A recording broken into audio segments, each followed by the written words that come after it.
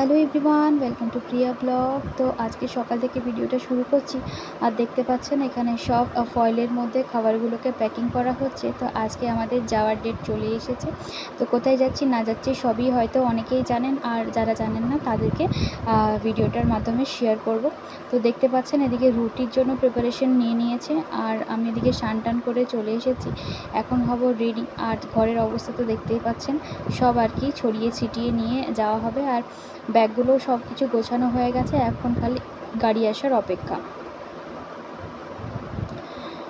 আর ready হয়ে বসে পড়েছি, এরপরে ড্রেসটা করব আর বেরোবো। তো এখন গাড়িতে উঠে গেছি, আর বেশ কয়েকটা কাঁচের চুড়ি পরতে ইচ্ছে হলো, আর জায়গা নেই, এতটাই জিনিস ভরে গেছে যে আর বসার মতনও স্পেস নেই। তো ওদিকে তালা টালা দিয়ে বেরিয়ে পড়েছি, আর এখন আমরা চলে এসেছি খড়গপুর স্টেশনে। আর এদিকে আমার বাবা মাও আমাদেরকে ছাড়তে চলে এসেছে। তো আমাদের ট্রেন এখন অনেকটাই লেট, 12:30টায় ছিল, সেটা কটায় আসবে জানি না। বসে আছি। তো আজ যেহেতু সোমবার, তো এসি এক্সপ্রেস বুক করা হয়েছে। তো ওটার টাইম থাকে 12টা 20। তো এখনও অবধি 2 ঘন্টা লেট দেখাচ্ছে, কিন্তু আমরা অলরেডি 3-4 ঘন্টা ওয়েট করে ফেলেছি। তো স্টেশনে বসে বসে বোর হচ্ছি সবাই মিলে। তো যাই হোক, যেহেতু বাবা মা ভাই এসেছে বলে অনেকটা টাইম স্পেন্ড হয়ে যাচ্ছে। আর দেখতেই পাচ্ছেন ব্যাগগুলোর অবস্থা, আর এই টানার যন্ত্রটা না থাকলে খুব চাপ হয়ে যেত। তো ফাইনালি আমাদের ট্রেন চলে এসেছে, আর আমরা সারাদিনের ভিডিওটা আর সেরকমভাবে শেয়ার করিনি। ট্রেনে বসে এটা পরের দিন সকাল। তো ঘুম থেকে উঠেই আজকে পোহা খাওয়া হচ্ছে। তো ও পোহাটা অর্ডার করে নিয়েছিল।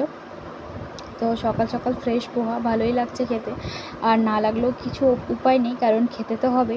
তো কালকে রাত্রের ঘুমটা প্রায় ভালোই হয়েছিল। আর সাথে রয়েছে এদিকে একটা ঠান্ডাও। তো যাই হোক, তো এখানে স্টেশনে ও একটু নামলো, কারণ কি ট্রেনটা অনেকক্ষণ দাঁড়ালো, তো অনেকটাই বোরিং লাগছে। তো লাঞ্চটা এই স্টেশন থেকে ও তুললো। তো আজকের লাঞ্চের মেনুতে রয়েছে ভাত, রুটি আর সবজি, হালুয়া। তো হালুয়াটা দেখে খুব একটা আমার ভালো লাগছে না, কারণ কি এখানে কালার দেওয়া আছে। তো যেমনই লাগুক খেতে তো হবে। আর ও প্লেটটা আমার একটু খুলেও দিল। তো চলুন খেয়ে খেয়ে কথা বলি। আর এদিকে আলু ভাজার বদলে দেখতে পেয়েছেন কী নিয়ে এসেছে। তো ব্রিজ ক্রস করছে, আর যত দূর যাচ্ছি তত যেন জল আর নদী দেখা যাচ্ছে। তো অনেকটাই রাস্তা অতিক্রম করে চলে এসেছি, আর মাত্র 5-6 ঘন্টার রাস্তা, কিন্তু ট্রেনটা এতটা লেটে আছে, প্রায় শো করছে 8 ঘন্টা লেট। তো আমাদের অ্যাকচুয়ালি বিকেল 3:30টার সময় পৌঁছানোর কথা, জানি না কটায় পৌঁছবো। আর এদিকে এখন বিকেল হয়ে গেছে, আর অ্যাকচুয়ালি এই সময় পৌঁছানোর কথা, কিন্তু যেহেতু পৌঁছায়নি সেহেতু পনির পকোড়া অর্ডার করা হলো। আর এই যে পুচকুকে নিয়ে আমরা ভিডিও করছি এখন। তো যাই হোক, আমি একটু ঘুমিয়ে নিয়েছিলাম, আর ও যেহেতু ঘুমায়নি ওই জন্য বসে বসে এইসব করে যাচ্ছে। আর বাইরেটা কি সুন্দর লাগছে দেখুন, 4-5টা পাহাড়। অলরেডি আমরা এখন সাউথের দিকটাতে চলে এসেছি, সেই জন্য এত পাহাড় দেখা যাচ্ছে। তো জানি না এখানকার ওয়েদার কেমন, কি নিতে পারবো কি না। তো দেখাই যাক, আপাতত তো ঠিকই আছে। আর এখন বাজে 5:30টা মতো, আর খাওয়া দাওয়াও হয়ে গেছে। আর ও স্টেশন থেকে নেমে 1 কাপ চা এনে দিয়েছিল। তো চাটা খেতে দুর্দান্ত লাগলো।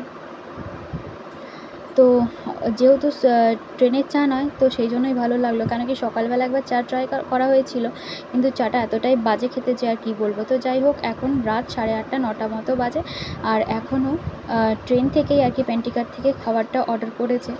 তো যাই হোক, যেমনই লাগুক, মা নিল না খাবারটা। মাকে ইডলি বড়া দেওয়া হয়েছিল, আর সেই জন্য মা আর কিছু খায়নি। মা ভাবছে মুড়ি খেয়ে নেব।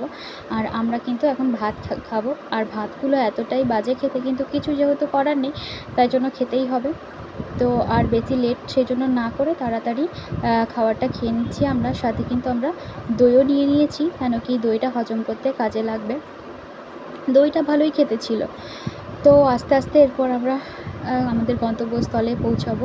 তো দেখতেই পাচ্ছেন পৌঁছে গেছি। এখন রাত 1:30টা মতো বাজে, আর এখন আমরা পৌঁছালাম এখানে। তো এটা হচ্ছে SMBT প্ল্যাটফর্ম। তো এরপরে আমরা পৌঁছে গেছি। এরপরে আমরা ঘরে সকাল সকাল ইডলি বড়া দিয়ে ব্রেকফাস্টটা শুরু করছি। ভিডিওটি ভালো লেগে থাকলে একটা লাইক করে দেবেন।